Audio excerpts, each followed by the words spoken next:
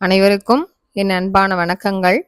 நம்ம இன்னைக்கு dead paper 1, paper 2 தமிழ்ல ஒரு சில இம்பார்ட்டன்ட் கொஸ்டின்ஸ் இருக்குது. அதில் ரொம்ப முக்கியமான கொஸ்டின்ஸை நம்ம இன்னைக்கு கொஞ்சோல பார்க்கலாம். வாங்க நம்ம இப்போ வீடியோக்குள்ளே போயிடலாம். ஐந்திணை. இந்த ஐந்திணையில் எதெல்லாம் அப்படின்னா நிலம், தொழில், மக்கள், கடவுள், ஐவகையான நிலங்கள். இதை தான் நம்ம ஐந்திணை அப்படின்னு நம்ம சொல்கிறோம். இப்ப திணையில என்ன பார்க்க போறோம் அப்படின்னா, எத்தனை திணைகள் இருக்குது? குறிஞ்சி, முல்லை, மருதம், நெய்தல், பாலை.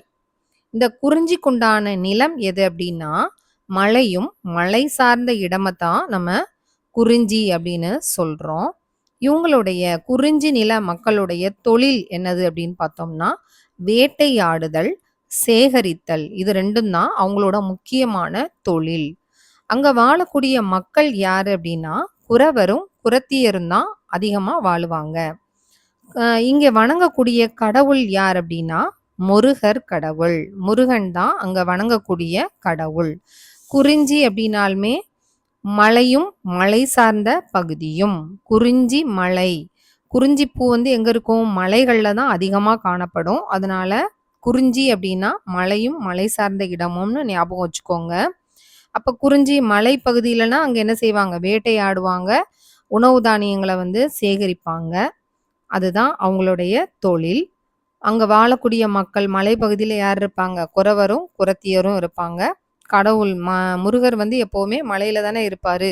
அதனால மலைப்பகுதியில வணங்கக்கூடிய கடவுள் முருகர் அப்படின்னு ஞாபகம் வச்சுக்கோங்க. இப்ப பார்க்கலாம். குறிஞ்சி மலையும் மலை சார்ந்த இடமும், தொழில் வேட்டையாடுதல், சேகரித்தல், மக்கள் குறவர் குறத்தி, கடவுள் முருகன். நெக்ஸ்ட் திணை பார்க்கலாம். முல்லை. முல்லை திணை. முல்லை முல்லை அப்படின்னா முள்ளக்காடு அப்படின்றத ஞாபகம் வச்சுக்கோங்க. முள்ளக்காடு. அப்போ முல்லை அப்படின்னா காடும் காடு சார்ந்த இடமும் தான். அங்க நிலப்பகுதி எப்படி இருக்கும்? காடும் காடு சார்ந்த பகுதியும். இங்க என்ன தொழில் அப்படின்னா, காட்டுல ஆணிரை மேய்த்தல். ஆடு மேய்த்தல் தொழில் செய்வாங்க இல்லையா? அதை ஞாபகம் வச்சுக்கணும். காட்டுல மேய்த்தல் தொழில் செய்வாங்க. ஆணிரை மேய்த்தல். மக்கள் ஆயர் ஆய்ச்சியர். அங்க வாழக்கூடிய மக்கள் யார் அப்படின்னா, ஆயரும் ஆய்ச்சியரும். கடவுள் யார் அப்படின்னா, மாயோன். முல்லை நிலத்தில் உள்ள கடவுள் யார் அப்படின்னா, மாயோன். இப்ப பார்ப்போம். திணை முல்லை. நிலம் காடும் காடு சார்ந்த இடமும், தொழில் ஆணிரை மேய்த்தல், மக்கள் ஆயர் ஆய்ச்சியர், கடவுள் மாயோன். அடுத்த திணை மருதம். மூணாவது நம்ம பார்க்க போறது மருதம். மருதத்துக்குரிய நிலம் எது அப்படின்னா, வயலும் வயல் சார்ந்த பகுதியைத்தான் நம்ம மருதம் அப்படின்னு சொல்றோம். இந்த வயல் பகுதியில என்ன செய்வாங்க? வேளாண்மை தான் பண்ணுவாங்க. அப்ப அவங்களோட தொழில் வேளாண்மை. மக்கள் வேளாண் தொழில் செய்யறவங்க யாரு? உழவரும் உழத்தியரும் தான். அப்போ மக்கள் உழவன் உழத்தி. இங்க கடவுள் யாரு? இந்திர பகவான் தான் கடவுள். கடவுள் இந்திரன். இப்ப பார்ப்போம். திணை மருதம் திணை. இங்க நிலம் வயலும் வயல் சார்ந்த இடமும், தொழில் வேளாண்மை, மக்கள் உழவன் உழத்தி, கடவுள் இந்திரன். அடுத்த திணை நான்காவதாக நெய்தல் திணையை பார்க்க போறோம். நெய்தல். நெய்தல் அப்படின்னா கடல் பகுதியை தான் நெய்தல்.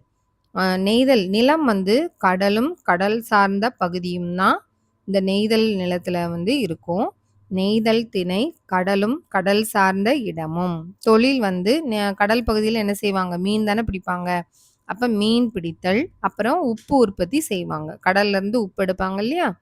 அதனால உப்பு உற்பத்தி செய்வாங்க. இவங்களோட தொழில் என்னது? மீன் பிடிக்கிறது, உப்பு உற்பத்தி செய்யறது. அடுத்தது மக்கள். மக்கள் பரதவர் நுளத்தியர். பரதவர் நுளத்தியர். கடவுள் வருண பகவான். கடவுள் வருணன். இப்ப பார்ப்போம். திணை நெய்தல். நிலம் கடலும் கடல் சார்ந்த பகுதியும். இங்க தொழில் என்ன அப்படின்னா, மீன் பிடிக்கிறதும் உப்பு உற்பத்தி செய்யறதும். மக்கள் பரதவர் நுளத்தியர். கடவுள் வருணன். அடுத்த திணை ஐந்தாவது திணை பாலை. பாலை நிலம்னா என்ன செய்யும்? வறண்ட நிலம் தானே. அப்போ வறண்ட நிலம். தொழில் வந்து வீரச் செயல்கள் செய்வாங்க. அங்க வாழக்கூடிய மக்களுடைய தொழில் வீரச் செயல்கள். மக்கள் வந்து மறவர், மறத்தியர் தான் இங்க காணப்படுவாங்க. மறவர், மறத்தியர். கடவுள் வந்து கொற்றவை. கடவுள் வந்து கொற்றவை. இப்ப திணை வந்து 5வது திணை பாலை திணை. வறண்ட நிலம், வீரச் செயல்கள், மறவர், மறத்தியர், கொற்றவை. இதெல்லாம் நான் எழுதி வச்சு படிச்சத தான் நான் உங்களுக்கு ஃபோட்டோ எடுத்து போட்டிருக்கிறேன்.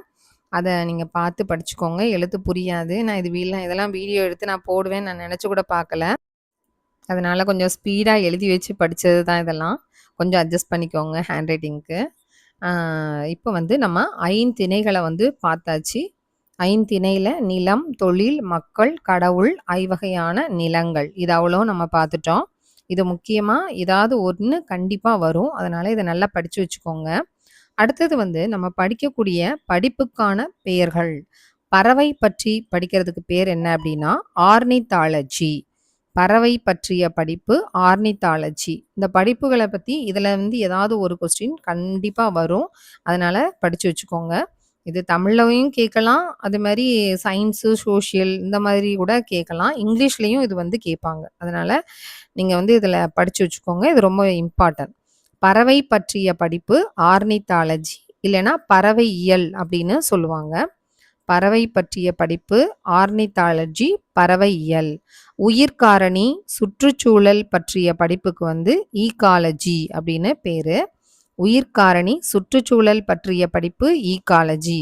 பூமியை பற்றிய படிப்பு புவியியல். புவியியல் ஜியாலஜி அப்படின்னு சொல்லுவாங்க. பழங்கள் பற்றிய படிப்பு போமாலஜி. பழங்கள் பற்றிய படிப்பு போமாலஜி. அடுத்தது பாசி ஆல்காக்கள். இத பத்தி படிக்கிற படிப்புக்கு பேர் என்ன அப்படின்னா பைகாலஜி. பாசி ஆல்காக்கள் பற்றிய படிப்பு பைகாலஜி. பட்டுப்புழு வளர்ப்பு பற்றி படிக்கிற படிப்புக்கு வந்து செரிகல்ச்சர். பட்டுப்புழு வளர்ப்பு பற்றிய படிப்பு செரிகல்ச்சர். தேனீ பற்றிய படிப்பு எபிகல்ச்சர். தேனீ பற்றிய படிப்பு எபிகல்ச்சர்.